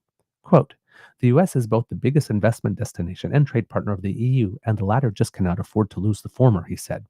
So the EU's cards from the very first moment have been rather limited. It had proposed a zero tariff policy, but that was not what the U.S. wants.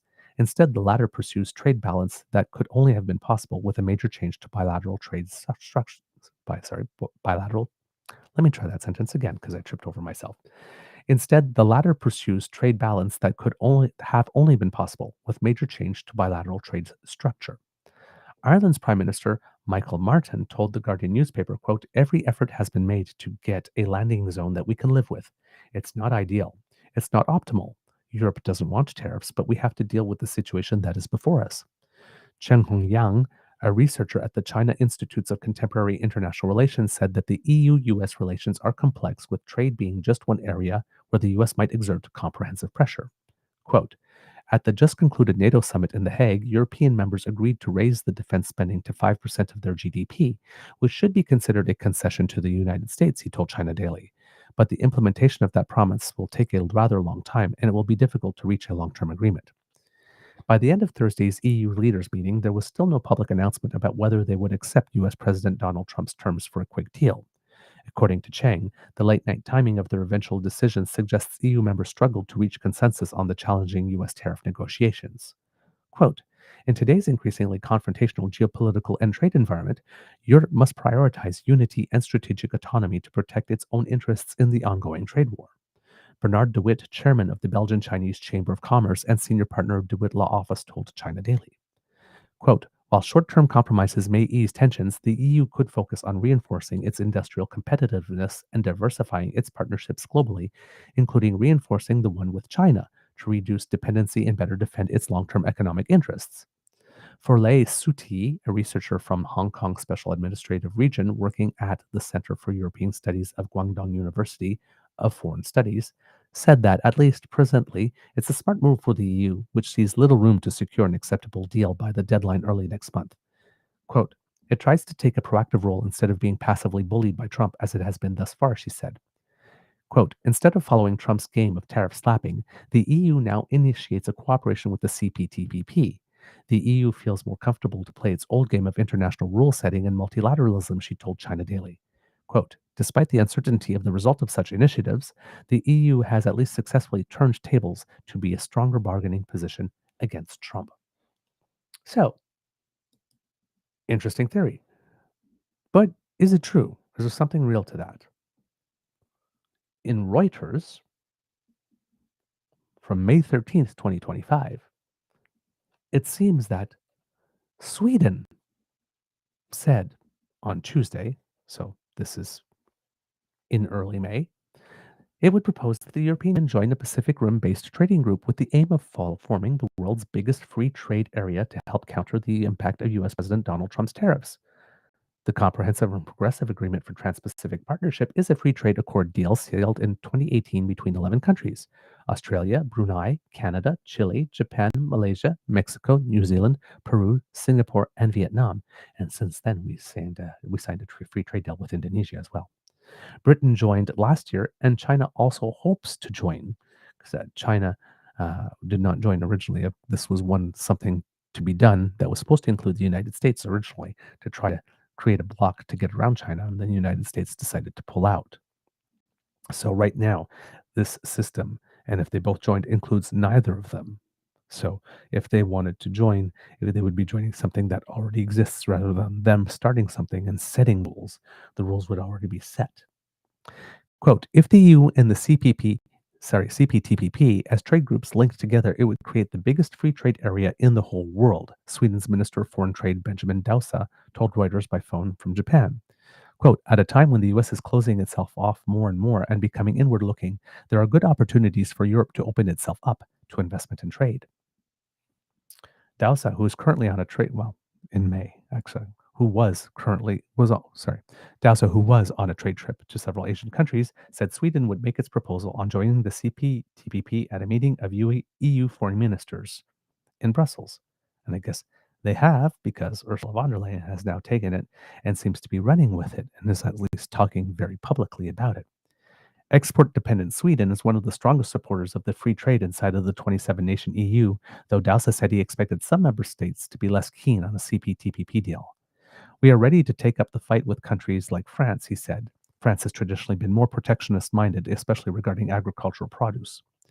While negotiations could take some time, Dausa said it could be possible to conduct negotiations sector by sector and industry by industry, meaning concrete agreements could be in place relatively quickly.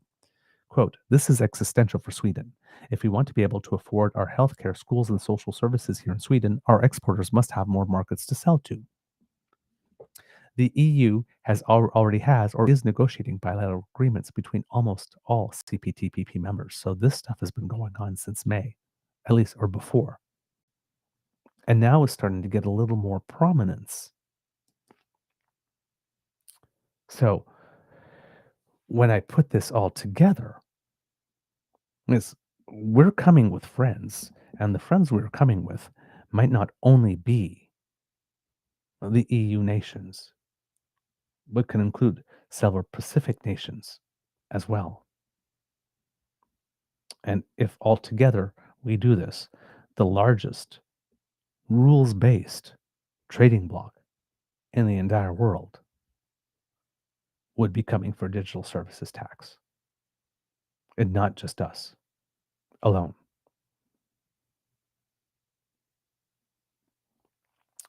If that is the underlying strategy, that and a potential EU CPTPP union,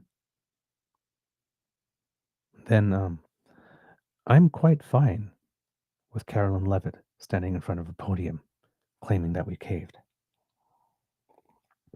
Which, by the way, is really, really, really, really stupid diplomacy.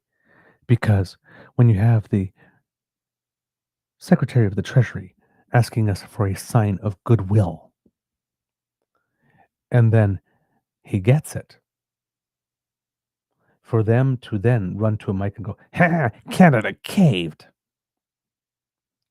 It's probably not what you want to do with that sign of goodwill.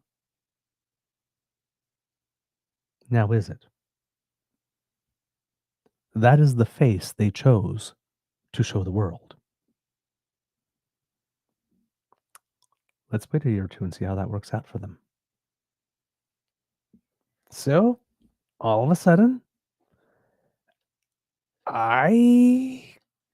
again, while I am not happy that this narrative of elbows down gets a temporary boost in this world of living in the eternal now, if this is what we're coming back with, if we're not caving, but rather taking a step back in order to regroup and come back with friends, and a huge number of them that represent a large trading bloc, all of a sudden, that doesn't seem like such a bad move. Of course, the trick will be being able to survive the domestic yelling and screaming and trying to label this as us being weak from the inside to try to take down the current government before this can actually happen. But if that part can be managed, by example, having a whole bunch of little wins somewhere along the way that we can point to, well, then all of a sudden, this might not be such a dumb move.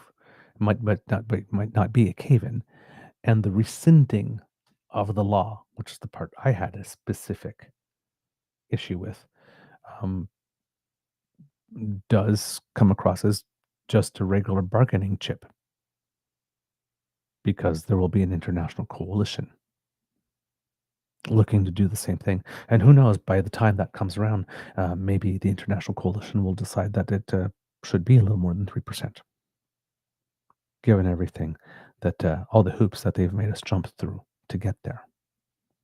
They might not be so inclined as to say, well, you know what, it's only going to be 3% at that time. Could be more. So stay tuned, kids and cubs. Yeah. As Kitsasi says, it could be a trap for the United States, and they may be walking into it chin up, ass out. I'm okay. I'm okay with that. All right. Couple of other things that we have for you kids and cubs. As promised, Mark Carney has announced that there will be a by-election in Battle River Crowfoot starting August 18th. So, and they're off officially.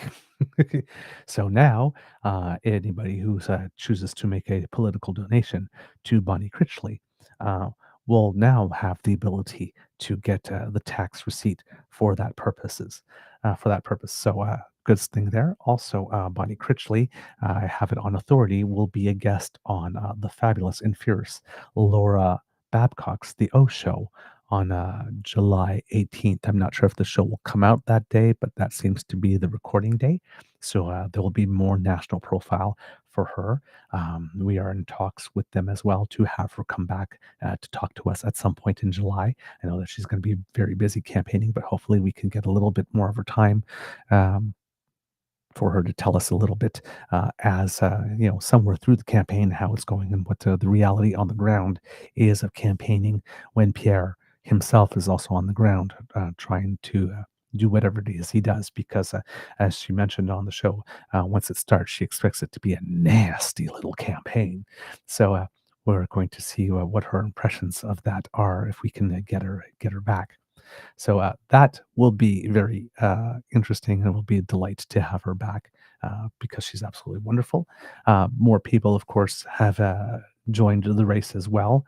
And the Liberals have announced who their candidate will be in that race just today or yesterday, was it? I believe. So if you are voting Liberal, a gentleman named Darcy Spady is the Liberal candidate there, and we will put his image up on screen so that of you who may be there or know people from there can recognize the gentleman if you see him, but not sure how much effort the Liberals will actually put in to this campaign specifically. But we'll see on this one. But it's official. It is happening. Damien Kirk did officially resign his seat, and there's, if you've been following the web, there's definitely been Pierre has definitely been sort of campaigning, but along with him, it seems that Damien is doing most of the work, and then Pierre is just showing up and giving up hugs and spouting his usual lines, but that Damien is opening all the doors for him in that community. So yeah, August 18th will be the day. Again, that's one of the things you heard here when we were talking about it. We had some conservative pundits like Fred Delory saying, no, we could do this and have this done sometime like, June, July. And, so, if you're looking at the dates and all that kind of stuff, we said probably not before, nowhere before August 5th or something like that would be the earliest. Well, August 18th is the date. So, again, you can't always believe the first hot take, and the hot take is often for domestic or, in case of within a country, base consumption. And that was the case there with regard to Fred Delory speculating on a very early by-election date so that Pierre can get this over and done with and have most of his summer to do other stuff. But now he's going to have to be busy in the riding until August 18th. And again, to the community of Battle River Crowfoot who are thinking of voting Pierre Poilièvre because you think you might get representation or a party leader and that will bring extra stuff, it's a trap. Just so you know, it's a trap. This guy's only concerned with himself because he's not going to take up residence there. And as soon as you give him the victory, if that's what you do, he's going to go back to Ottawa and then start running for prime minister again. Like that's a thing. And you will have no voice. You will be completely forgotten. He is using you. There's no reason for this by-election whatsoever. And all of us Canadians are now contributing the $1.7 million to $2 billion it will take for essentially the Pierre Poilièvre Vanity Tour to take place. Because he believes he is owed a seat because he's the party leader. He's not. And this isn't a lot of people saying, well, it's not an unnecessary by-election. So yeah, it's an unnecessary by-election because the residents of Battle River Crowfoot were pretty clear and emphatic that they wanted Damien Kirk there by voting him in with 82%. So this is not necessary. This clearly is a vanity project. This is Pierre Poilièvre sitting in front of a camera and a microphone, throwing a Trump-type tantrum. But I'm the party leader. I want it. Give me a seat. This is what it's boiling down to. This is unnecessary. Damien Kirk did not say anything that went against his party that got him booted out of the caucus. He didn't have an ethical scandal of some kind that would have required him to step down from his seat. And the only reason he is stepping down from the seat is because Pierre wants one. And that's it. Totally unnecessary by-election. But we all get to pay. Yay. Other interesting news on this Canada Day is that in the province of Alberta, they have been talking about separation. And, well, it seems that certain things may not have gone as planned for the good, I use that loosely, folks of the Alberta Prosperity Project. And we have here the lovely Miss Lisa giving us a quick little rundown about why it is that they may have goofed up a little bit. And cups, please enjoy.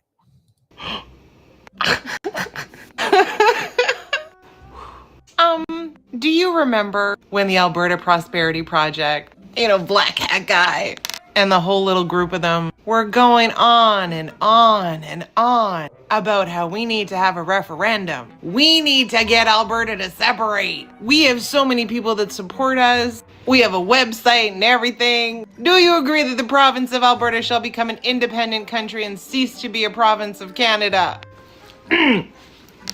But then do you also remember that Thomas Lukaszuk got really sick of hearing about that and decided that he was going to file with Elections Alberta, pay the money and everything to ask his very own question? Basically, should all talks of separation just get fucked? Because despite the Alberta Prosperity Project jammering constantly, they didn't do the paperwork, and Thomas's question got in first. And that made them so mad. And Black Hat Guy had to post this, saying that Mitch Sylvester filed its independence referendum petition application.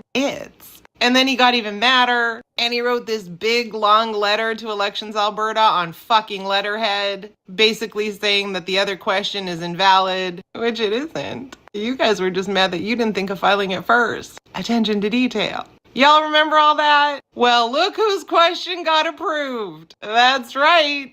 Do you agree that Alberta should remain in Canada? That's Thomas's question, not Black Hat Guy's question.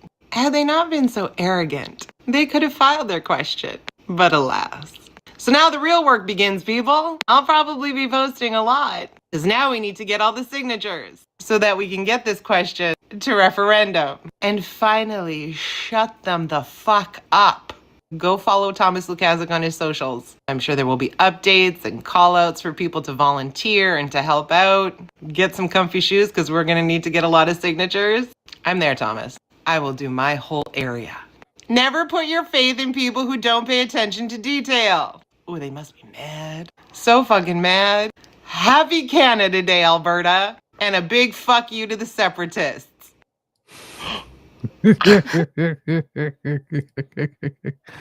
Yeah, pay attention to detail. So, pardon me, excuse me. So yes, pay attention to detail. And yeah, Thomas Lukaszuk, his question has gone through. It has been deemed valid, and that seems will be the first question that if it does go through, if Daniel Smith doesn't find a way to upend it, that will go ahead to this type of referendum, provided I believe that they have to get 200,000 signatures. I don't know if there are any rules as to how these signatures need to be distributed across the province. I would assume that they would have to be a certain number from a certain number of electoral ridings in the province. I would assume. I'd have to go read up more about that to see how it is. But yes, the process of collecting the 200,000 signatures to make this a thing has now officially commenced. So there you go. More interesting news. And here we have a Cat W that asked us in the chat, when is the PC leadership review? It is planned for January. So yes, there's a couple of months to go there. All right, kits and cubs. We're getting close to the 2-hour point, so I think that we will say that we have a show. We have much more for you, but that'll be it for today, unless we do decide to do something a little extra later on today. I might be able to do that, given that it looks like it's going to be a rainy day here, and there probably won't be any much outdoor celebrating here. So there might be a second show today. There might be Bonus Beaver for Canada Day, where we can present the other stuff, because, of course, we do have Friday, Saturday, Sunday, and Monday accumulated news for you, which if we put it all into one show, we'd have like a 5 or 6 hour marathon for you, which is a little much. So kits and cubs, that's the end of this episode of the Daily Beaver Morning Show. We hope that you love listening to us because we love making this for you. Remember, sharing is caring and word of mouth is priceless. So please tell your peeps and poops all about us. We really appreciate it when you do. It means the world to us. And especially when you share our content with a little thought of yours with it, because you are influencers in your own circle. And we do appreciate everything that you do to try to draw attention to us. It warms our hearts. If you would like to make sure that you do not miss a single episode of our show because you're a busy beaver or a busy kid on the go, making stuff happen, working in your community, taking care of your family, maybe even taking some time for self-care, well, Don't worry about it. We are portable. You can take us with you if you can't watch us here on YouTube. Just scan that QR code that has been made available with a generous contribution by the Ray Girl, and that will bring you to our pod page. And if you're listening, the address is podpage.com/the true north eager beaver with a hyphen between each one of those words. And if you go there and click on subscribe when we have something fresh off the bandwidth, zip right into your favorite podcast app feed. You don't have to go looking for us. We come directly to you because we like to help. Now, kids and cubs, if in turn you would like to help us, well, there are ways you can do that. Kits, Cassie, and Elaine are beckoning you to come to the True North Eager Beaver Media Incorporated YouTube page and to play with our buttons, like, share, and subscribe. It's Canada Day. Get festive. When you click it, do it patriotically. Yeah, that's the good stuff. Go there and give us a couple of clicks. That helps us with the algorithm. We really appreciate it. And if you are listening to us on podcasts and have the opportunity to give us stars and reviews, that too helps us with the algorithm. So all that you do, we thank you for it. It's very helpful and it does show up. So it shows up in our numbers. It shows up everywhere. So thank you so much. And it shows up mainly in the number of people who hear from us as well and who check us out. So thank you for all your help. If you would like to help us in other ways, because it is Canada Day and maybe you want to celebrate your favorite grizzly and favorite beaver with a little donation to the Eager Beaver Lodge Emergency Hydration Fund in order to do your bit on Canada Day of all days to keep your favorite beaver moist, because a moist beaver is a happy beaver. So if you but if you scan that QR code that just appears in the top corner there, or if you go to ko-fi.com/eagerbeaver, all in one word, and you drop a couple of coins there, some loonies, some toonies, we hear that jingling sound on the bottom. Well, not only does it make us happy, but it gives us such a warm fuzzy, because a cup of hot chocolate for your favorite beaver or a cup of dark coffee for your favorite grizzly, particularly on Canada Day, definitely goes a long way. And it helps us bring this show to you that you have come to love and support. And your encouragement does mean the world to us. So we do this for you. And we hope very much that we are able, that we have earned your support by doing some quality work and maybe even keeping you a little entertained as we keep you informed. Thank you for all your help, kids and cubs. All right, because democracy is something that you do, kids and cubs. If you happen to be living in a beautiful Alberta and they come and ask you to sign that thing to be one of those 200,000 signatures, do that. Also, if you're in Battle River, Crowfoot, but elsewhere as well, because it's a federal election, so anybody can donate. So if you would like to donate to Bonnie Critchley, well then, please do so. I believe the email address, but I will try to look for it before the show, is Bonnie Critchley Independent, I believe. Don't quote me on that. I'll go get it for you while we're running the credits and actually give you the right one so that you know where to send your donation to help her out. She did receive some before, and thanks to our show as well, so that helped a lot. But this is the time for those of you who want that tax receipt to get it as well. So do your bit to help with civic improvements by making sure that Pierre Poilièvre doesn't get to regain a seat in the House of Commons. That would definitely clean the joint up. All right. Words of wisdom, kids and cubs. It's Canada Day. So whether you celebrate or do not, whatever your reasons, because there are legitimate reasons not to, there are different people that have different relationships with Canada than some of us do. Definitely much different than I do. Whatever you're doing on this day, right? Do it from the heart. And if you can, do it from a place of joy, pure joy. This is the one day we get to celebrate ourselves and wave the flag and be a little rah-rah. So if you are, please do it, but do it from a sense of joy and from a sense of positivity and not from a sense of standing up to somebody or something, or we'll show them. Like this, do it for you, whatever it is that you do today, and have it come from a good, constructive place. All right? Let's see. I think that's everything for now. So kids and cubs, it could be a tough world out there. Please be kind to and gentle with yourself. And on the count of 3, may I have a Mr. Beaver please cue the cock?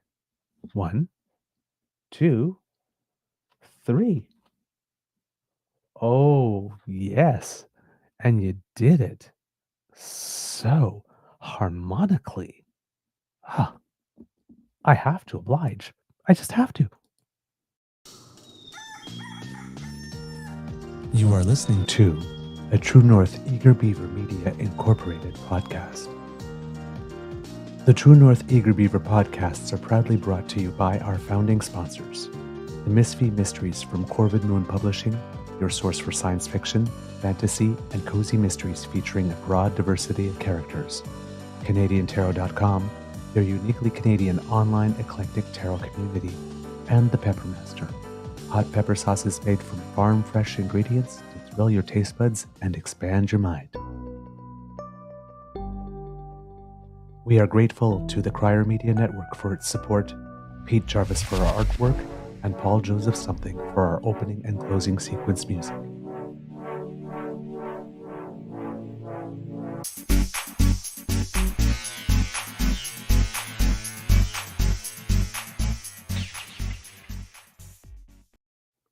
Hey, kids and cubs, before we go, a little bit of Canadians who make us proud, and this was a suggestion from Kit Linda.